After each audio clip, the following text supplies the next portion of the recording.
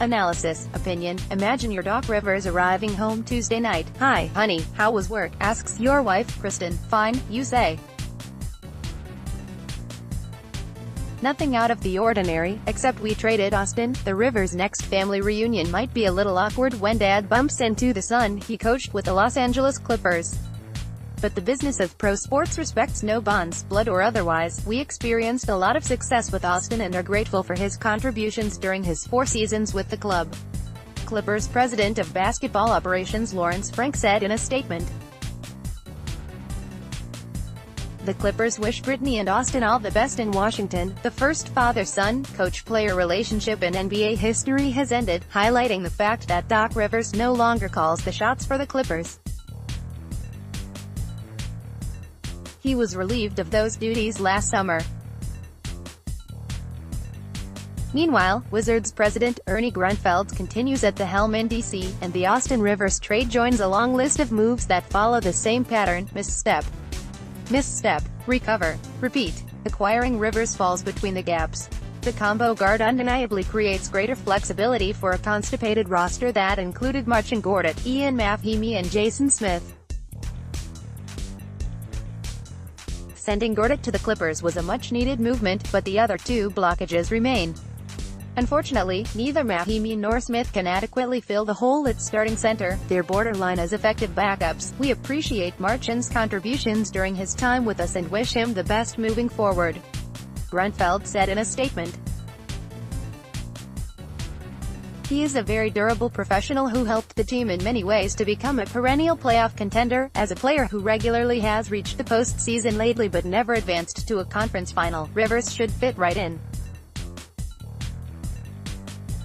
On a serious note, he adds scoring off the bench and depth behind John Wall and Bradley Beal.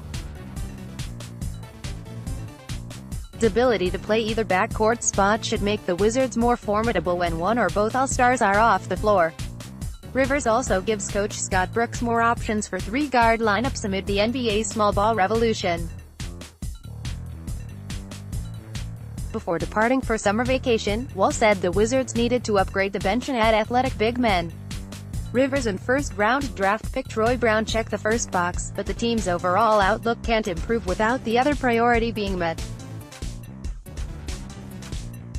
Speed and agility drills can only go so far, not very, in transforming Mahinmi and Smith into new wave centers.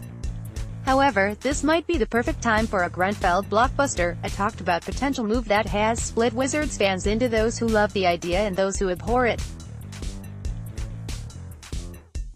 Grunfeld could steal a line from the 1978 hit song by Taste of Honey and decide he wants to boogie oogie oogie till he just can't boogie no more.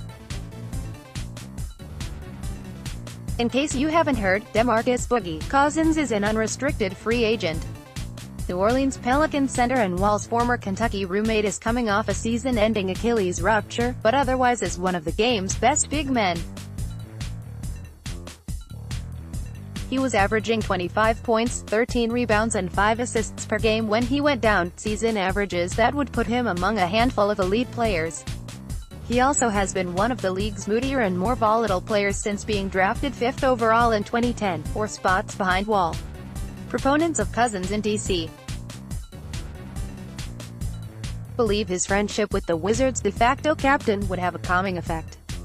Opponents of the pairing believe Cousins has irreparable character issues that would taint the locker room. And that was before he suffered an injury that has altered the career trajectories of many players. All things considered, Grunfeld should roll the dice and try to land Cousins. That surely would require Otto Porter to be the linchpin in a sign-and-trade, but it's worth a shot. Wall, Beal and Cousins would constitute an impressive big three if the latter returns to form. With LeBron James potentially headed west, the Wizards could make a splash and become a better challenge for Boston and Philadelphia. The team improved by acquiring Rivers, but not enough to change its prospects considerably. Since Grunfeld retains the trust of Ted Leonsis despite a loud chorus that questions the owner's sanity, there's nothing to lose by attempting a bold stroke.